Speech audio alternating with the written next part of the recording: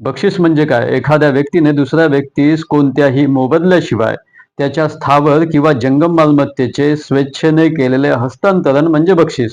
एखाद्या व्यक्तीला त्याच्या मिळकतीचे बक्षीसपत्र करण्याअगोदर त्या मालमत्तेवर त्याची मालकी असणे आवश्यक आहे.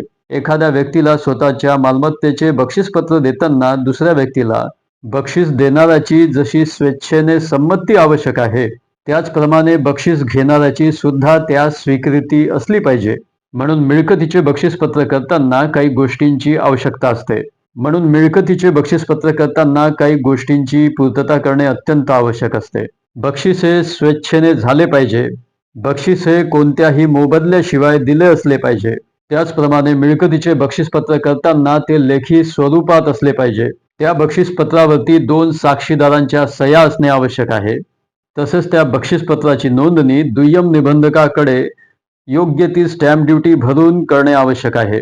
मिळकतीचे बक्षीसपत्र करताना आणि ते कायदेशीर होण्यासाठी सर्वप्रथम 2 गोष्टी घडाव्या लागतात. एक म्हणजे मिळकत बक्षीस देण्यासंबंधीचा प्रस्ताव आणि मिळकत बक्षीस घेण्यासंबंधीची स्वीकृती. या दोन्ही गोष्टींपैकी जरी एखादी गोष्ट घडत नसेल, तर ते बक्षीस कायदेशीर होणार नाही. एकत्र कुटुंबाच्या कर्त्यास किंवा वडिलांना वडिलोपार्जित जमिनीपैकी काही मर्यादित भाग पवित्र कार्यासाठी सुद्धा बक्षीस म्हणून देता येतो.